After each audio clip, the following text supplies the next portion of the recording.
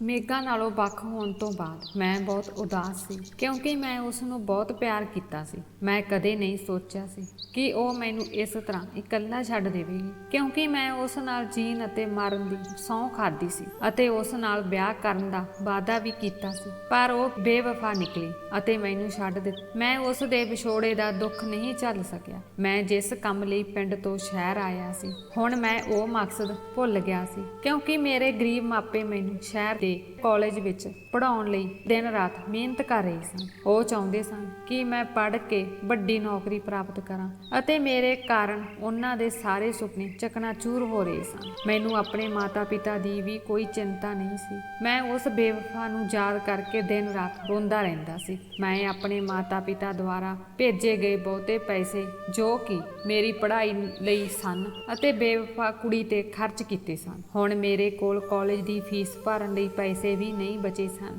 ਪੈਸੇ ਤਾਂ ਕੀ, ਮੈਂ ਤਾਂ ਆਪਣੀ ਜਾਨ ਕੁਰਬਾਨ ਕਰਨ ਲਈ ਵੀ ਤਿਆਰ ਸੀ, ਪਰ ਉਹ ਮੇਰੇ ਪਿਆਰ ਨੂੰ ਸਮਝ ਨਹੀਂ ਸਕੀ ਅਤੇ ਮੈਨੂੰ ਛੱਡ ਗਈ। ਮੇਘਾ ਨੂੰ ਮੈਂ ਆਪਣੇ ਕਾਲਜ ਵਿੱਚ ਮਿਲਿਆ ਸੀ ਅਤੇ ਪਿਆਰ ਦਾ ਪਹਿਲਾ ਇਜ਼ਹਾਰ ਉਸ ਵੱਲੋਂ ਹੋਇਆ ਸੀ। ਮੈਂ ਪਿੰਡ ਦਾ ਇੱਕ ਸਧਾਰਨ ਜਿਹਾ ਮੁੰਡਾ ਸੀ। ਮੈਨੂੰ ਇਹਨਾਂ ਸ਼ਹਿਰਾਂ ਦੀਆਂ ਕੁੜੀਆਂ ਦੇ ਧੋਖੇ ਦਾ ਵੀ ਪਤਾ ਨਹੀਂ ਸੀ। ਉਸ ਨੇ ਆਪ ਹੀ ਮੈਨੂੰ ਦੱਸਿਆ ਕਿ ਮੈਨੂੰ ਤੇਰੀ ਸਾਦਗੀ ਨਾਲ ਪਿਆਰ ਹੋ ਗਿਆ ਹੈ, ਮੈਨੂੰ ਤੇਰੇ ਨਾਲ ਪਿਆਰ ਹੋ ਗਿਆ ਹੈ। ਮੇਰੀ ਜਵਾਨੀ ਵੀ ਉਸ ਸਮੇਂ ਸਿਖਰ ਤੇ ਸੀ। ਮੈਂ ਵੀ ਉਸ ਦੀਆਂ ਦਿਨ ਰਾਤ ਦੀਆਂ ਮੁਲਾਕਾਤਾਂ ਅਤੇ ਮਿੱਠੀਆਂ ਪਿਆਰ ਭਰੀਆਂ ਗੱਲਾਂ ਦਾ دیਵਾਨਾ ਹੋ ਗਿਆ ਸੀ। ਹੁਣ ਮੈਂ ਵੀ ਉਸ ਤੋਂ ਬਿਨਾਂ ਨਹੀਂ ਰਹਿ ਸਕਦਾ ਸੀ, ਇਸ ਲਈ ਮੈਂ ਵੀ ਉਸ ਨੂੰ ਪਿਆਰ ਕਰਨ ਲੱਗ ਪਿਆ ਸੀ। ਉਹ ਹਮੇਸ਼ਾ ਮੇਰੇ ਨਾਲ ਮੋਬਾਈਲ ਤੇ, ਕਦੇ WhatsApp ਤੇ ਕਦੇ ਫੋਨ ਕਾਲਾਂ ਰਾਹੀਂ ਸੰਪਰਕ 'ਚ ਰਹਿੰਦੀ ਸੀ। ਉਹ ਸਾਰੀ ਰਾਤ ਮੇਰੇ ਨਾਲ ਫੋਨ ਤੇ ਗੱਲਾਂ ਕਰਦੀ ਰਹਿੰਦੀ ਸੀ। ਉਸ ਨੇ ਮੈਨੂੰ ਇਸ ਤਰ੍ਹਾਂ ਪਿਆਰ ਕੀਤਾ ਸੀ ਕਿ ਹੁਣ ਮੇਰੇ ਲਈ ਉਸ ਦੇ ਚੱਕਰ ਤੋਂ ਬਚਣਾ ਅਸੰਭਵ ਸੀ। ਇਹ ਰਾਹਤ ਦੀ ਗੱਲ ਸੀ ਕਿ ਉਹ ਖੁਦ ਮੇਰੇ ਕਮਰੇ ਵਿੱਚ ਆਈ,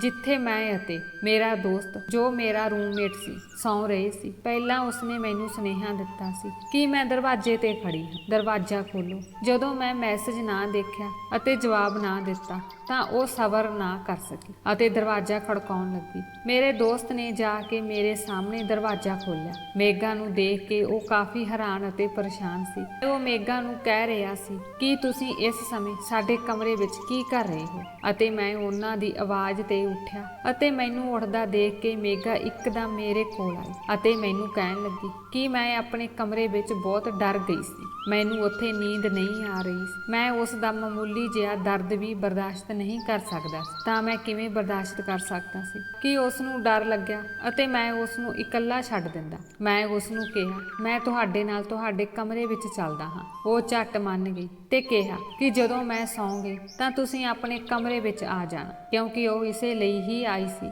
ਮੇਰੀ ਗੱਲ ਸੁਣ ਕੇ ਮੇਰਾ ਦੋਸਤ ਹੈਰਾਨ ਰਹਿ ਗਿਆ ਤੇ ਮੇਰੇ ਵੱਲ ਦੇਖ ਕੇ ਬੋਲਿਆ, ਕੁਨਾਲ, ਕੀ ਤੂੰ ਪਾਗਲ ਹੋ ਗਿਆ ਹੈ? ਤੁਸੀਂ ਮੇਘਾ ਦੇ ਕਮਰੇ ਵਿੱਚ ਕਿਵੇਂ ਜਾ ਸਕਦੇ ਹੋ? ਸਾਡੇ ਕਾਲਜ ਦੇ ਨਿਯਮ ਬਹੁਤ ਸਖਤ ਹਨ, ਇਸ ਲਈ ਤੁਹਾਨੂੰ ਕਾਲਜ ਵਿੱਚੋਂ ਕੱਢਿਆ ਜਾ ਸਕਦਾ ਹੈ। ਪਰ ਉਸ ਸਮੇਂ ਮੇਘਾ ਤੋਂ ਵੱਧ ਜ਼ਰੂਰੀ ਕੁਝ ਨਹੀਂ ਸੀ। ਬਿਨਾਂ ਕੁਝ ਸੋਚੇ ਮੈਂ ਮੇਘਾ ਨਾਲ ਜਾਣਾ ਜ਼ਰੂਰੀ ਸਮਝਿਆ। ਜਦੋਂ ਮੈਂ ਉਸਦੇ ਕਮਰੇ ਵਿੱਚ ਪਹੁੰਚਿਆ, ਉਹ ਆਪਣੇ ਬਿਸਤਰੇ ਤੇ ਲੇਟ ਗਈ ਅਤੇ ਮੈਂ ਉਸਦੇ ਕੋਲ ਬੈਠ ਗਿਆ ਅਤੇ ਉਸਦੇ ਵਾਲਾਂ ਵਿੱਚ ਆਪਣੀਆਂ ਉਂਗਲਾਂ ਫੇਰਨ ਲੱਗਾ, ਜਿਸ ਨਾਲ ਉਹ ਜਲਦੀ ਸੌਂ ਜਾਵੇ। ਪਰ ਨੀਂਦ ਹੁਣ ਅਸੰਭਵ ਸੀ। ਜਵਾਨ ਖੂਨ ਸੀ ਤੇ ਕਮਰੇ ਵਿੱਚ ਅਸੀਂ ਦੋਵੇਂ ਇਕੱਲੇ ਸੀ। ਨਾ ਚਾਹੁੰਦੇ ਹੋਏ ਵੀ ਸਾਡੇ ਵਿਚਕਾਰ ਉਹ ਸਭ ਕੁਝ ਹੋ ਗਿਆ ਜੋ ਨਹੀਂ ਹੋਣਾ ਚਾਹੀਦਾ ਸੀ। ਉਸ ਸਮੇਂ ਅਸੀਂ ਦੋਵੇਂ ਹੋਸ਼ ਗਵਾ ਬੈਠੇ ਸੀ। ਪਹਿਲ ਮੇਘਾ ਤੋਂ ਹੀ ਹੋਈ ਸੀ। ਉਸ ਨੇ ਮੈਨੂੰ ਖਿੱਚ ਕੇ ਆਪਣੇ ਬਰਾਬਰ ਬਿਸਤਰੇ ਤੇ ਲਟਾਇਆ ਅਤੇ ਫਿਰ ਸਾਡੇ ਵਿਚਕਾਰ ਦੀ ਸਾਰੀ ਦੂਰੀ ਖਤਮ ਹੋਣ ਲੱਗੀ। ਮੈਂ ਵੀ ਆਪਣੇ ਆਪ ਤੇ ਕਾਬੂ ਨਾ ਰੱਖ ਸਕਿਆ। ਜਿਸ ਨੂੰ ਮੈਂ ਪਿਆਰ ਕਰਦਾ ਸੀ ਉਹ ਮੇਰੀਆਂ ਬਾਹਾਂ ਵਿੱਚ ਸੀ। ਫਿਰ ਮੈਂ ਆਪਣੇ ਆਪ ਨੂੰ ਕਿਵੇਂ ਰੋਕ ਸਕਦਾ ਸੀ? ਪਰ ਜਦੋਂ ਸਾਨੂੰ ਅਹਿਸਾਸ ਹੋਇਆ ਕਿ ਜੋ ਵੀ ਹੋਇਆ ਸੀ ਸਭ ਕੁਝ ਬਹੁਤ ਗਲਤ ਹੋ ਗਿਆ ਸੀ, ਫਿਰ ਸਾਨੂੰ ਹੋਸ਼ ਆਇਆ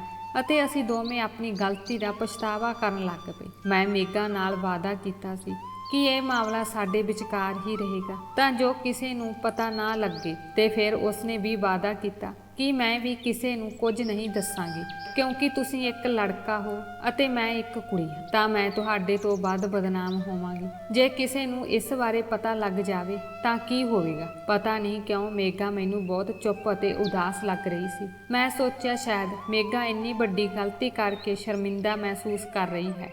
ਇਸੇ ਲਈ ਮੈਂ ਮੇਘਾ ਨੂੰ ਸਮਝਾਉਣਾ ਸ਼ੁਰੂ ਕਰ ਦਿੱਤਾ ਕਿ ਇਸ ਬਾਰੇ ਕਿਸੇ ਨੂੰ ਪਤਾ ਨਾ ਲੱਗੇ। ਇਸ ਤੋਂ ਬਾਅਦ ਮੈਂ ਆਪਣੇ ਕਮਰੇ ਵਿੱਚ ਆ ਕੇ ਸੌਂ ਗਿਆ। ਮੈਨੂੰ ਆਪਣੀ ਗਲਤੀ ਦਾ ਪਤਾ ਸੀ, ਪਰ ਮੇਰੇ ਦਿਲ ਵਿੱਚ ਬਹੁਤ ਖੁਸ਼ੀ ਮਹਿਸੂਸ ਹੋ ਰਹੀ ਸੀ ਕਿ ਹੁਣ ਮੇਗਾ ਕਦੇ ਵੀ ਮੇਰੇ ਤੋਂ ਦੂਰ ਨਹੀਂ ਜਾਵੇਗੀ, ਕਿਉਂਕਿ ਸਾਡੇ ਵਿਚਕਾਰ ਜੋ ਕੁਝ ਵੀ ਹੋਇਆ ਸੀ ਉਸ ਤੋਂ ਬਾਅਦ ਮੇਗਾ ਸਿਰਫ ਮੇਰੇ ਨਾਲ ਹੀ ਵਿਆਹ ਕਰੇਗੀ ਅਤੇ ਕਿਸੇ ਹੋਰ ਨਾਲ ਵਿਆਹ ਨਹੀਂ ਕਰੇਗੀ। ਪਰ ਅਗਲੇ ਕੁਝ ਦਿਨਾਂ ਤੱਕ ਮੇਗਾ ਦੇ ਵਤੀਰੇ ਨੇ ਮੈਨੂੰ ਬਹੁਤ ਪਰੇਸ਼ਾਨ ਕੀਤਾ। ਮੈਂ ਉਸ ਦਾ ਵਿਵਹਾਰ ਦੇਖ ਕੇ ਹੈਰਾਨ ਰਹਿ ਗਿਆ, ਕਿਉਂਕਿ ਉਸ ਦਾ ਮੇਰੇ ਨਾਲ ਵਿਵਹਾਰ ਬਹੁਤ ਅਜੀਬ ਹੋ ਗਿਆ ਸੀ। ਉਸ ਨੇ ਮੇਰੇ ਨਾਲ ਬਹੁਤ ਸਖਤ ਕਠੋਰ ਸ਼ਬਦਾਂ ਵਿੱਚ ਗੱਲ ਕੀਤੀ। ਮੈਂ ਜਾ ਕੇ ਉਸ ਦੇ ਕੋਲ ਬੈਠ ਜਾਂਦਾ ਤਾਂ ਉਹ ਮੇਰੇ ਤੋਂ ਦੂਰ ਬੈਠ ਜਾਂਦੀ। ਮੈਂ ਬਿਲਕੁਲ ਨਹੀਂ ਸਮਝ ਸਕਿਆ ਕਿ ਉਹ ਅਜਿਹਾ ਕਿਉਂ ਕਰ ਰਹੀ ਸੀ, ਕਿਉਂਕਿ ਇਹ ਸਿਰਫ ਮੇਰਾ ਹੀ ਕਸੂਰ ਨਹੀਂ ਸੀ, ਸਗੋਂ ਸਾਡਾ ਦੋਵਾਂ ਦਾ ਸੀ। ਮੇਗਾ ਨੇ ਹੀ ਮੈਨੂੰ ਆਪਣੇ ਕਮਰੇ ਵਿੱਚ ਬੁਲਾਇਆ ਸੀ ਅਤੇ ਸਾਡੇ ਵਿਚਕਾਰ ਜੋ ਕੁਝ ਵੀ ਹੋਇਆ ਸੀ ਉਸ ਦੀ ਸ਼ੁਰੂਆਤ ਵੀ ਮੇਗਾ ਨੇ ਹੀ ਕੀਤੀ ਸੀ। ਮੈਂ ਸਮਝਿਆ ਕਿ ਉਹ ਸੋਚ ਰਹੀ ਹੋਵੇਗੀ ਕਿ ਮੈਂ ਹੁਣ ਉਸ ਨਾਲ ਵਿਆਹ ਨਹੀਂ ਕਰਾਂਗਾ, ਇਸ ਲਈ ਮੈਂ ਉਸ ਨੂੰ ਕਿਹਾ ਕਿ ਤੁਹਾਡੀ ਸੋਚ ਬਹੁਤ ਗਲਤ ਹੈ। ਮੈਂ ਤੁਹਾਨੂੰ ਕੱਲ ਵੀ ਪਿਆਰ ਕਰਦਾ ਸੀ ਅਤੇ ਤੁਹਾਡੇ ਨਾਲ ਵਿਆਹ ਕਰਨਾ ਚਾਹੁੰਦਾ ਸੀ ਅਤੇ ਹੁਣ ਮੈਨੂੰ ਤੁਹਾਡੇ ਨਾਲ ਹੋਰ ਵੀ ਪਿਆਰ ਹੋ ਗਿਆ ਹੈ ਅਤੇ ਜੇ ਤੁਸੀਂ ਚਾਹੁੰਦੇ ਹੋ ਤਾਂ ਅਸੀਂ ਅੱਜ ਵੀ ਅਦਾਲਤ ਵਿੱਚ ਵਿਆਹ ਕਰਵਾ ਲੈਂਦੇ ਹਾਂ। ਮੈਂ ਹੁਣ ਵੀ ਤੇਰੇ ਨਾਲ ਵਿਆਹ ਕਰਨ ਲਈ ਤਿਆਰ ਹਾਂ। ਤਾਂ ਮੇਗਾ ਨੇ ਮੈਨੂੰ ਕਿਹਾ ਕਿ ਮੈਂ ਤੇਰੇ ਨਾਲ ਵਿਆਹ ਨਹੀਂ ਕਰਨਾ ਚਾਹੁੰਦੀ। ਇਹ ਸੁਣਦੇ ਹੀ ਮੈਂ ਹੈਰਾਨ ਰਹਿ ਗਿਆ ਕਿ ਜਦੋਂ ਹੁਣ ਸਾਡੇ ਵਿਚਕਾਰ ਸਾਰੀ ਦੂਰੀ ਖਤਮ ਹੋ ਗਈ ਸੀ ਤਾਂ ਉਹ ਅਜਿਹਾ ਕਿਉਂ ਕਹਿ ਰਹੀ ਸੀ। ਜਦੋਂ ਮੈਂ ਉਸ ਨੂੰ ਕਾਰਨ ਪੁੱਛਿਆ ਤਾਂ ਉਸ ਨੇ ਦੱਸਿਆ ਕਿ ਮੈਂ ਤੇਰੇ ਤੋਂ ਖੁਸ਼ ਨਹੀਂ ਹਾਂ, ਜਾ ਕੇ ਆਪਣਾ ਇਲਾਜ ਕਰਵਾ ਲੈ। ਤੂੰ ਬਹੁਤ ਕਮਜ਼ੋਰ ਆਦਮੀ ਹੈ, ਤੇਰੀ ਮਰਦਾਨਗੀ ਕਿਸੇ ਕੁੜੀ ਨੂੰ ਖੁਸ਼ ਨਹੀਂ ਕਰ ਸਕਦੀ। ਜਿਵੇਂ ਹੀ ਮੈਂ ਮੇਗਾ ਨੂੰ ਇਹ ਕਹਿੰਦੇ ਸੁਣਿਆ ਮੈਂ ਹੈਰਾਨ ਰਹਿ ਗਿਆ ਕਿ ਉਹ ਇਹ ਸਭ ਕਿਵੇਂ ਕਹਿ ਸਕਦੀ ਹੈ। ਫਿਰ ਉਸਨੇ ਮੈਨੂੰ ਕਿਹਾ ਕਿ ਮੈਂ ਮਜ਼ਾਕ ਨਹੀਂ ਕਰ ਰਹੀ ਹਾਂ, ਮੈਂ ਆਪਣੀ ਜ਼ਿੰਦਗੀ ਬਰਬਾਦ ਨਹੀਂ ਕਰਨਾ ਚਾਹੁੰਦੀ, ਇਸ ਲਈ ਮੈਨੂੰ ਕਿਸੇ ਚੰਗੇ ਡਾਕਟਰ ਤੋਂ ਇਲਾਜ ਦੀ ਸਖਤ ਲੋੜ ਹੈ। ਤੂੰ ਆਪਣਾ ਇਲਾਜ ਕਰਵਾ ਲੈ ਤੇ ਮੈਨੂੰ ਵੀ ਭੁੱਲ ਜਾ। ਮੇਗਾ ਦੀਆਂ ਗੱਲਾਂ ਦਾ ਮੇਰੇ ਦਿਲ ਦਿਮਾਗ ਤੇ ਡੂੰਘਾ ਅਸਰ ਪਿਆ ਅਤੇ ਮੈਂ ਇਹ ਸੋਚ ਕੇ ਬਹੁਤ ਚਿੰਤਤ ਸੀ ਕਿ ਕੀ ਮੇਗਾ ਦੀਆਂ ਗੱਲਾਂ ਸੱਚ ਹਨ ਜਾਂ ਉਹ ਮੇਰੇ ਨਾਲ ਵਿਆਹ ਨਾ ਕਰਨ ਦਾ ਬਹਾਨਾ ਬਣਾ ਰਹੀ ਹੈ। ਇਸ ਸਮੱਸਿਆ ਨੂੰ ਦੂਰ ਕਰਨ ਲਈ ਮੈਂ ਹਸਪਤਾਲ ਜਾ ਕੇ ਕਿਸੇ ਚੰਗੇ ਡਾਕਟਰ ਤੋਂ ਆਪਣਾ ਟੈਸਟ ਕਰਵਾਇਆ ਅਤੇ ਜਦੋਂ ਡਾਕਟਰ ਨੇ ਮੇਰੀਆਂ ਰਿਪੋਰਟਾਂ ਦੇਖੀਆਂ ਤਾਂ ਉਹਨਾਂ ਨੇ ਕਿਹਾ ਕਿ ਤੁਸੀਂ ਕਦੇ ਪਿਤਾ ਨਹੀਂ ਬਣ ਸਕਦੇ। ਇਹ ਖਬਰ ਸੁਣਦੇ ਸਾਰ ਹੀ ਮੇਰੇ ਸਿਰ ਤੇ ਅਸਮਾਨ ਡਿੱਗ ਗਿਆ। ਮੇਰੀ ਕਮਜ਼ੋਰੀ ਤੋਂ ਵੱਧ ਮੈਨੂੰ ਇਸ ਗੱਲ ਦੀ ਚਿੰਤਾ ਸੀ ਕਿ ਹੁਣ ਮੇਗਾ ਕਦੇ ਮੇਰੇ ਨਾਲ ਵਿਆਹ ਨਹੀਂ ਕਰੇਗੀ, ਉਹ ਮੇਰੇ ਤੋਂ ਸਦਾ ਲਈ ਦੂਰ ਹੋ ਜਾਵੇਗੀ। ਇਸ ਲਈ ਉਸੇ ਪਲ ਮੈਂ ਹਸਪਤਾਲ ਤੋਂ ਆਪਣੇ ਕਮਰੇ ਵਿੱਚ ਆ ਗਿਆ। ਹੁਣ ਮੈਨੂੰ ਨਾ ਤਾਂ ਕਾਲਜ ਵਿੱਚ ਦਿਲਚਸਪੀ ਸੀ ਅਤੇ ਨਾ ਹੀ ਪੜ੍ਹਾਈ ਵਿੱਚ। ਮੇਗਾ ਨੇ ਮੇਰੇ ਨਾਲ ਆਪਣੇ ਰਿਸ਼ਤੇ ਪੂਰੀ ਤਰ੍ਹਾਂ ਖਤਮ ਕਰ ਦਿੱਤੇ ਸਨ। ਮੇਰੇ ਸਾਰੇ ਦੋਸਤ ਮੈਨੂੰ ਮੇਰੀ ਸਮੱਸਿਆ ਦਾ ਕਾਰਨ ਪੁੱਛਦੇ ਸਨ, ਪਰ ਮੇਰੇ ਕੋਲ ਉਹਨਾਂ ਦਾ ਕੋਈ ਜਵਾਬ ਨਹੀਂ ਸੀ। ਕੁਝ ਦਿਨਾਂ ਬਾਅਦ ਕਾਲਜ ਦੀਆਂ ਛੁੱਟੀਆਂ ਹੋ ਗਈਆਂ ਤਾਂ ਮੈਂ ਵਾਪਸ ਆਪਣੇ ਪਿੰਡ ਚਲਾ ਗਿਆ। ਉੱਥੇ ਪਹੁੰਚਦੇ ਹੀ ਮੈਨੂੰ ਪਤਾ ਲੱਗਾ ਕਿ ਮੇਰੇ ਪਰਿਵਾਰ ਵਾਲੇ ਮੇਰਾ ਵਿਆਹ ਕਰਵਾਉਣ ਬਾਰੇ ਸੋਚ ਰਹੇ ਹਨ। ਮੇਰੀ ਮਾਂ ਨੇ ਬਚਪਨ ਵਿੱਚ ਹੀ ਮੇਰੀ ਮੰਗਣੀ ਆਪਣੀ ਸਹੇਲੀ ਦੀ ਕੁੜੀ ਨਾਲ ਤੈਅ ਕਰ ਦਿੱਤੀ ਸੀ। ਮੈਂ ਆਪਣੇ ਭੈਣ ਭਰਾਵਾਂ ਵਿੱਚੋਂ ਸਭ ਤੋਂ ਵੱਡਾ ਸੀ, ਇਸ ਲਈ ਮੇਰੇ ਮਾਤਾ ਪਿਤਾ ਚਾਹੁੰਦੇ ਸਨ ਕਿ ਮੇਰਾ ਵਿਆਹ ਜਲਦੀ ਤੋਂ ਜਲਦੀ ਹੋ ਜਾਵੇ। ਮੈਂ ਆਪਣੇ ਪਰਿਵਾਰ ਨੂੰ ਮਨਾਉਣ ਦੀ ਕੋਸ਼ਿਸ਼ ਕਰਦਾ ਰਿਹਾ ਕਿ ਮੈਂ ਹੁਣੇ ਵਿਆਹ ਨਹੀਂ ਕਰ ਸਕਦਾ, ਮੈਂ ਆਪਣੀ ਪੜ੍ਹਾਈ ਪੂਰੀ ਕਰਨੀ ਹੈ, ਆਪਣੇ ਪੈਰਾਂ ਤੇ ਖੜਾ ਹੋਣਾ ਹੈ, ਨੌਕਰੀ ਲੱਭਣੀ ਹੈ ਅਤੇ ਸ਼ਹਿਰ ਵਿੱਚ ਸੈਟਲ ਹੋਣਾ ਹੈ। ਪਰ ਮੇਰੀ ਗੱਲ ਮੰਨਣ ਨੂੰ ਕੋਈ ਤਿਆਰ ਨਹੀਂ ਸੀ। ਮੇਰੇ ਘਰ ਵਿੱਚ ਮੇਰੇ ਵਿਆਹ ਦੀਆਂ ਤਿਆਰੀਆਂ ਜ਼ੋਰਾਂ ਸ਼ੋਰਾਂ ਨਾਲ ਚੱਲ ਰਹੀਆਂ ਸਨ ਅਤੇ ਮੈਂ ਸ਼ਰਮ ਕਾਰਨ ਇਹ ਗੱਲ ਕਿਸੇ ਨੂੰ ਦੱਸਣ ਦੇ ਯੋਗ ਵੀ ਨਹੀਂ ਸੀ। ਮੈਂ ਬਹੁਤ ਪਰੇਸ਼ਾਨ ਸੀ। ਮੈਂ ਆਪਣੀ ਮੰਗੇਤਰ ਦੀ ਜ਼ਿੰਦਗੀ ਵੀ ਖਰਾਬ ਨਹੀਂ ਕਰਨਾ ਚਾਹੁੰਦਾ ਸੀ। ਮੈਂ ਉਸ ਦੀ ਜ਼ਿੰਦਗੀ ਕਿਵੇਂ ਬਰਬਾਦ ਕਰ ਸਕਦਾ ਸੀ, ਕਿਉਂਕਿ ਡਾਕਟਰ ਨੇ ਮੈਨੂੰ ਕਿਹਾ ਸੀ ਕਿ ਮੈਂ ਕਦੇ ਪਿਤਾ ਨਹੀਂ ਬਣ ਸਕਦਾ। ਤਿਆਰੀਆਂ ਮੁਕੰਮਲ ਹੋ ਗਈਆਂ ਸਨ, ਵਿਆਹ ਦਾ ਦਿਨ ਵੀ ਆ ਗਿਆ ਸੀ, ਪਰ ਮੈਂ ਵਿਆਹ ਤੋਂ ਬਿਲਕੁਲ ਵੀ ਖੁਸ਼ ਨਹੀਂ ਸੀ। ਮੇਰੇ ਪਰਿਵਾਰ ਵਾਲੇ ਇੰਨੇ ਖੁਸ਼ ਸਨ ਕਿ ਮੈਂ ਉਹਨਾਂ ਦੀ ਖੁਸ਼ੀ ਖੋ ਨਹੀਂ ਸਕਿਆ ਅਤੇ ਸ਼ਰਮ ਕਾਰਨ ਮੈਂ ਕਿਸੇ ਨੂੰ ਕੁਝ ਨਹੀਂ ਦੱਸ ਸਕਿਆ। ਉਹ ਮੇਰੀ ਪਤਨੀ ਬਣ ਕੇ ਮੇਰੇ ਘਰ ਆ ਗਈ ਸੀ। ਮੈਂ ਆਪਣੀ ਪਤਨੀ ਤਨਵੀ ਨੂੰ ਵੀ ਕੁਝ ਨਹੀਂ ਦੱਸਿਆ ਅਤੇ ਮੈਂ ਉਸ ਨਾਲ ਆਪਣੇ ਸੰਬੰਧ ਬਿਲਕੁਲ ਸਧਾਰਨ ਰੱਖੇ। ਪਤੀ ਪਤਨੀ ਦਾ ਰਿਸ਼ਤਾ ਜਿਸ ਤਰ੍ਹਾਂ ਦਾ ਹੋਣਾ ਚਾਹੀਦਾ ਹੈ। ਤਨਵੀ ਨੂੰ ਬਾਹਾਂ ਵਿੱਚ ਫੜ ਕੇ ਮੇਰੇ ਸਰੀਰ ਤੇ ਪਸੀਨਾ ਆ ਰਿਹਾ ਸੀ, ਕਿਉਂਕਿ ਮੈਂ ਆਪਣੇ ਅੰਦਰ ਦੀ ਕਮਜ਼ੋਰੀ ਨੂੰ ਜਾਣਦਾ ਸੀ, ਪਰ ਮੈਂ ਤਨਵੀ ਨੂੰ ਕੁਝ ਨਹੀਂ ਦੱਸਣਾ ਚਾਹੁੰਦਾ ਸੀ। ਇਸ ਲਈ ਮੈਂ ਆਪਣੇ ਆਪ ਨੂੰ ਨਾਰਮਲ ਰੱਖਿਆ। ਵਿਆਹ ਦੀ ਅਗਲੀ ਸਵੇਰ ਮੈਂ ਸੋਚ ਰਿਹਾ ਸੀ ਕਿ ਮੇਰੀ ਪਤਨੀ ਮੇਰੇ ਬਾਰੇ ਉਹੀ ਸੋਚ ਰਹੀ ਹੋਵੇਗੀ ਜੋ ਮੇਗਾ ਨੇ ਮੈਨੂੰ ਕਿਹਾ ਸੀ। ਜੇ ਉਹ ਮੇਰੇ ਤੋਂ ਖੁਸ਼ ਨਹੀਂ ਹੈ ਤਾਂ ਜ਼ਾਹਰ ਹੈ ਕਿ ਮੇਰੀ ਪਤਨੀ ਵੀ ਮੇਰੇ ਤੋਂ ਖੁਸ਼ ਨਹੀਂ ਹੋਵੇਗੀ, ਪਰ ਮੈਂ ਉਸ ਦੇ ਚਿਹਰੇ ਤੇ ਅਜਿਹੀ ਕੋਈ ਨਿਰਾਸ਼ਾ ਨਹੀਂ ਦੇਖੀ ਸੀ। ਉਸ ਦਾ ਚਿਹਰਾ ਪਹਿਲਾਂ ਨਾਲੋਂ ਵੀ ਖਿੜਿਆ ਖਿੜਿਆ ਲੱਗ ਰਿਹਾ ਸੀ। ਸ਼ਰਮ ਨਾਲ ਉਸ ਦੇ ਚਿਹਰੇ ਤੇ ਫੈਲੀ ਹੋਈ ਲਾਲੀ ਇਸ ਗੱਲ ਦੀ ਗਵਾਹੀ ਦੇ ਰਹੀ ਸੀ ਕਿ ਉਹ ਮੇਰੇ ਤੋਂ ਬਹੁਤ ਖੁਸ਼ ਸੀ। ਫਿਰ ਮੈਂ ਸੋਚਿਆ ਕਿ ਮੇਗਾ ਸ਼ਹਿਰ ਦੀ ਪੜ੍ਹੀ ਲਿਖੀ ਕੁੜੀ ਹੈ। ਉਹ ਆਪਣੇ ਹੱਕਾਂ ਲਈ ਕੁਝ ਵੀ ਕਹਿ ਸਕਦੀ ਹੈ ਅਤੇ ਸਪਸ਼ਟ ਸ਼ਬਦਾਂ ਵਿੱਚ ਬਿਆਨ ਕਰ ਸਕਦੀ ਹੈ, ਜਦੋਂ ਕਿ ਮੇਰੀ ਪਤਨੀ ਤਨਵੀ ਪਿੰਡ ਦੀ ਕੁੜੀ ਹੈ। ਉਹ ਕੀ ਕਹੇਗੀ? ਜਿਸ ਤਰ੍ਹਾਂ ਮੈਂ ਸ਼ਰਮ ਕਾਰਨ ਕੁਝ ਬੋਲ ਨਹੀਂ ਪਾ ਰਿਹਾ ਸੀ, ਉਹ ਵੀ ਸ਼ਾਇਦ ਕੁਝ ਨਾ ਕਹਿ ਸਕੀ ਹੋਵੇ ਅਤੇ ਇਸ ਤਰ੍ਹਾਂ ਮੇਰੇ ਨਾਲ ਆਪਣੀ ਜ਼ਿੰਦਗੀ ਬਿਤਾਉਣ ਲਈ ਰਾਜ਼ੀ ਹੋ ਗਈ ਹੋਵੇ। ਤਨਵੀ ਨਾਲ ਮੇਰੇ ਵਿਆਹ ਤੋਂ ਬਾਅਦ ਮੇਰੇ ਪਰਿਵਾਰ ਵਾਲੇ ਬਹੁਤ ਖੁਸ਼ ਸਨ, ਪਰ ਨਾਲ ਹੀ ਮੈਂ ਵੀ ਬਹੁਤ ਖੁਸ਼ ਸੀ। ਮੈਂ ਵਿਆਹ ਦੀ ਰਾਤ ਤਨਵੀ ਨੂੰ ਇੰਨੇ ਨੇੜਿਓਂ ਨਹੀਂ ਦੇਖਿਆ ਕਿਉਂਕਿ ਮੈਂ ਖੁਦ ਬਹੁਤ ਚਿੰਤਤ ਸੀ, ਪਰ ਹੁਣ ਜਦੋਂ ਮੈਂ ਸਵੇਰੇ ਤਨਵੀ ਨੂੰ ਧਿਆਨ ਨਾਲ ਦੇਖਿਆ ਤਾਂ ਉਹ ਮੇਗਾ ਨਾਲੋਂ ਵੀ ਵੱਧ ਸੋਹਣੀ ਤੇ ਮਾਸੂਮ ਸੀ। ਮੇਰੀ ਨਜ਼ਰ ਤਨਵੀ ਤੋਂ ਨਹੀਂ ਹਟ ਰਹੀ ਸੀ। ਮੇਰੀ ਨਜ਼ਰ ਦੇ ਕਾਰਨ ਤਨਵੀ ਨੇ ਵੀ ਸ਼ਰਮ ਨਾਲ ਨਜ਼ਰਾਂ ਨੀਵੀਆਂ ਕਰ ਲਈਆਂ ਤੇ ਮੈਨੂੰ ਤਨਵੀ ਨਾਲ ਹੋਰ ਵੀ ਪਿਆਰ ਹੋ ਗਿਆ। ਮੈਨੂੰ ਤਨਵੀ ਤੋਂ ਇੰਨਾ ਸਤਿਕਾਰ ਅਤੇ ਪਿਆਰ ਮਿਲਿਆ ਜਿਸ ਤੋਂ ਬਾਅਦ ਮੈਂ ਮੇਗਾ ਨੂੰ ਯਾਦ ਨਹੀਂ ਕੀਤਾ। ਅਜਿਹਾ ਨਹੀਂ ਸੀ ਕਿ ਮੈਂ ਮੇਗਾ ਨੂੰ ਪੂਰੀ ਤਰ੍ਹਾਂ ਭੁੱਲ ਗਿਆ ਸੀ, ਕਿਉਂਕਿ ਉਹ ਮੇਰਾ ਪਹਿਲਾ ਪਿਆਰ ਸੀ ਅਤੇ ਕੋਈ ਵੀ ਇਨਸਾਨ ਪਹਿਲੇ ਪਿਆਰ ਨੂੰ ਇੰਨੀ ਜਲਦੀ ਨਹੀਂ ਭੁੱਲ ਸਕਦਾ। ਪਰ ਤਨਵੀ ਦਾ ਮੇਰੇ ਨਾਲ ਪਿਆਰ ਦੇਖ ਕੇ ਮੈਨੂੰ ਹੁਣ ਮੇਗਾ ਘੱਟ ਹੀ ਯਾਦ ਆਉਂਦੀ ਸੀ। ਕੁਝ ਦਿਨਾਂ ਬਾਅਦ ਮੇਰੇ ਕਾਲਜ ਦੀਆਂ ਛੁੱਟੀਆਂ ਖਤਮ ਹੋ ਰਹੀਆਂ ਸਨ ਤੇ ਮੈਨੂੰ ਸ਼ਹਿਰ ਜਾਣਾ ਪੈਣਾ ਸੀ। ਮੇਰੇ ਜਾਣ ਦੀ ਖਬਰ ਸੁਣ ਕੇ ਤਨਵੀ ਬਹੁਤ ਉਦਾਸ ਹੋ ਰਹੀ ਸੀ ਅਤੇ ਕਹਿ ਰਹੀ ਸੀ, ਕੁਨਾਲ ਨਾ ਜਾਣਾ, ਮੈਂ ਹੁਣ ਇੱਕ ਦਿਨ ਵੀ ਤੇਰੇ ਬਿਨਾਂ ਨਹੀਂ ਰਹਿ ਸਕਦੀ। ਮੈਂ ਵੀ ਤਨਵੀ ਤੋਂ ਬਿਨਾਂ ਨਹੀਂ ਰਹਿ ਸਕਦਾ ਸੀ, ਕਿਉਂਕਿ ਉਸ ਨੇ ਮੇਰੇ ਦਿਲ ਵਿੱਚ ਆਪਣੇ ਲਈ ਖਾਸ ਥਾਂ ਬਣਾ ਲਈ ਸੀ। ਜਿਸ ਤਰ੍ਹਾਂ ਉਸ ਨੇ ਮੈਨੂੰ ਥੋੜੇ ਹੀ ਦਿਨਾਂ ਵਿੱਚ ਇੰਨਾ ਪਿਆਰ ਅਤੇ ਸਤਿਕਾਰ ਦਿੱਤਾ ਸੀ, ਸ਼ਾਇਦ ਮੈਂ ਵੀ ਉਸ ਨੂੰ ਪਿਆਰ ਕਰਨ ਲੱਗ ਪਿਆ ਸੀ। ਪਰ ਇਹ ਮੇਰੀ ਮਜਬੂਰੀ ਸੀ, ਪੜ੍ਹਾਈ ਦੀ ਗੱਲ ਸੀ, ਮੇਰਾ ਜਾਣਾ ਵੀ ਜ਼ਰੂਰੀ ਸੀ। ਵਿਆਹ ਤੋਂ ਪਹਿਲਾਂ ਮੈਂ ਵੀਕਐਂਡ ਤੇ ਵੀ ਘਰ ਨਹੀਂ ਆਉਂਦਾ ਸੀ ਕਿਉਂਕਿ ਬਹੁਤ ਸਾਰਾ ਖਰਚਾ ਹੋ ਜਾਂਦਾ ਸੀ ਅਤੇ ਮੈਂ ਫालतू ਖਰਚ ਨਹੀਂ ਕਰਨਾ ਚਾਹੁੰਦਾ ਸੀ। ਦੂਜੇ ਪਾਸੇ ਮੈਂ ਮੇਗਾ ਤੇ ਬਹੁਤ ਖਰਚ ਕਰਦਾ ਸੀ, ਇਸ ਲਈ ਪੈਸੇ ਬਚਾਉਣੇ ਬਹੁਤ ਮੁਸ਼ਕਲ ਸਨ। ਹੁਣ ਮੈਂ ਤਨਵੀ ਨੂੰ ਕਿਹਾ ਸੀ ਕਿ ਮੈਂ ਹਰ ਵੀਕਐਂਡ ਤੇ ਤੁਹਾਨੂੰ ਮਿਲਣ ਜ਼ਰੂਰ ਆਵਾਂਗਾ। ਜਦੋਂ ਮੈਂ ਆਪਣੀ ਕਾਲਜ ਦੀ ਪੜ੍ਹਾਈ ਪੂਰੀ ਕਰ ਲਈ ਤਾਂ ਮੈਂ ਸ਼ਹਿਰ ਵਿੱਚ ਹੀ ਨੌਕਰੀ ਲੱਭਾਂਗਾ ਅਤੇ ਉੱਥੇ ਕਿਰਾਏ ਤੇ ਮਕਾਨ ਲੈ ਕੇ ਆਪਣੇ ਨਾਲ ਸ਼ਹਿਰ ਲੈ ਜਾਵਾਂਗਾ। ਅਸੀਂ ਦੋਵੇਂ ਆਪਣੀ ਜ਼ਿੰਦਗੀ ਇਕੱਠੇ ਬਿਤਾਵਾਂਗੇ।